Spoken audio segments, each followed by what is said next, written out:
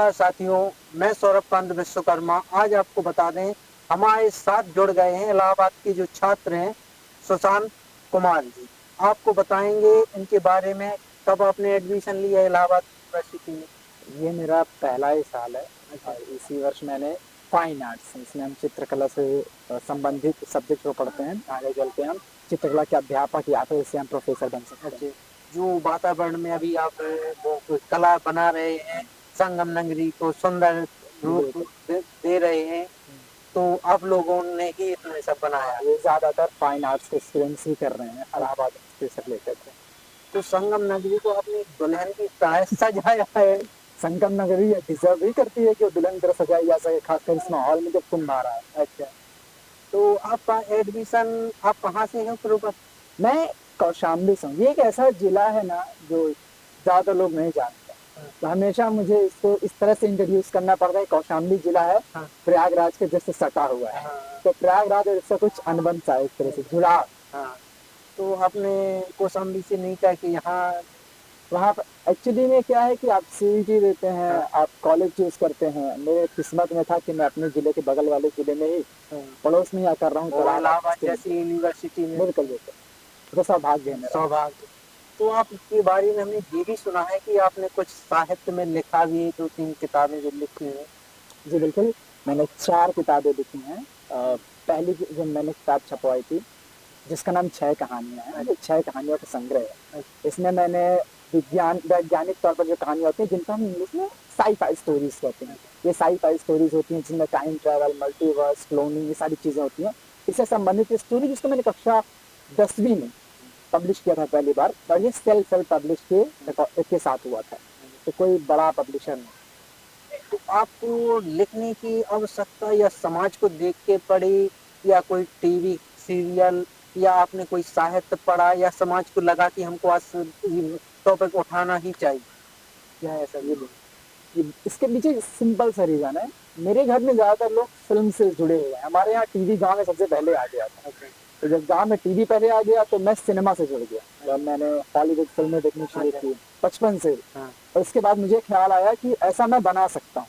बचपन में ख्याल आया, तो उससे बेहतर होता है कि आप पहले लिखें। तो मैंने 11 या 10, 11 या 12 की उम्र में ही एक कहानी लिखी थी, साई-फाई स्टोरी पर। वहीं से मेरा लेखनी उठी और आज तक चल रही है। तो मतलब भाई, क्योंकि अपनी बॉलीवुड में तो भाई बॉलीवुड में तो उतना कोई है नहीं, वही थोड़ी लड़ाई झगड़ा होगा, श्रृंगार का रस दे के हटा देंगे।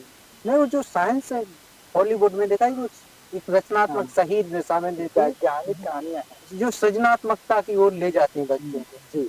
तो फिर इसके बाद और भी किताबें लिखी हो? दूसरी किताब मेरी आती है जिसका नाम है पुनर्जन्म। अच्छा।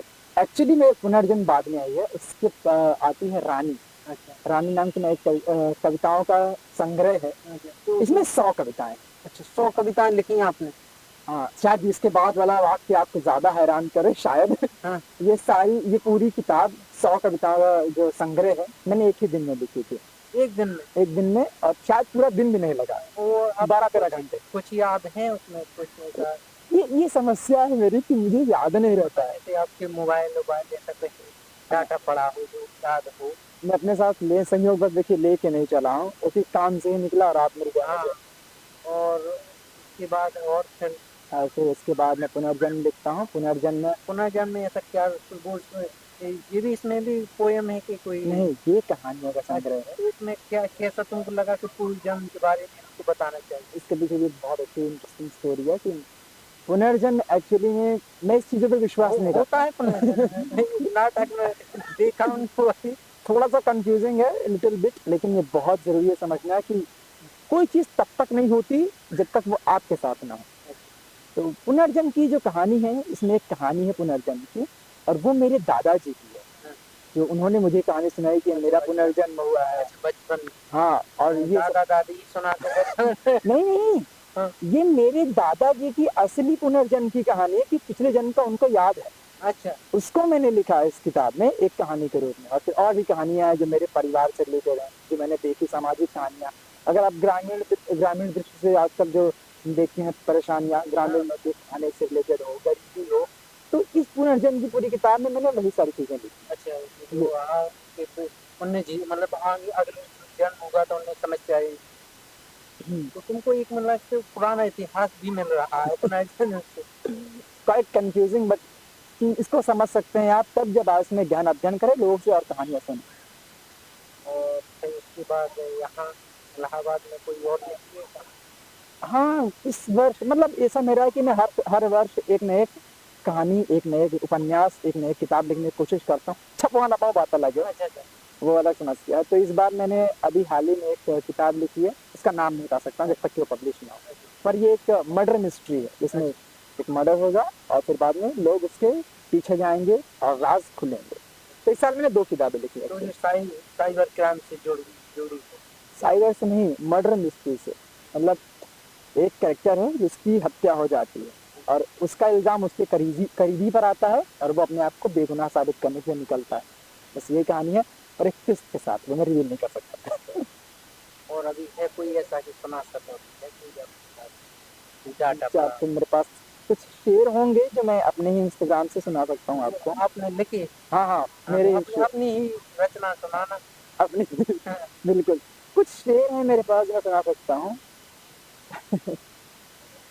जैसे कि एक ये लिखा है कि हम जो उनपे पहली नजर में फना क्या हुए, मैं श्रृंगार पे ज्यादा हाँ लिखता अच्छा हूँ। सिंगार पे। हाँ, हम जो उनपे पहली नजर में फना क्या हुए, जमाने ने हमें दिल फेंक कर दिया। अच्छा। ये था एक शेर। हाँ, और और फिर और फिर ये है कि मेरे खर्चे बढ़ा रखे हैं मेरे यारों ने, मेरे खर्चे बढ़ा रखे हैं मेरे यारों ने, कमबख्त ये तेरे गुलाबी गालों का कहर ही ऐसा।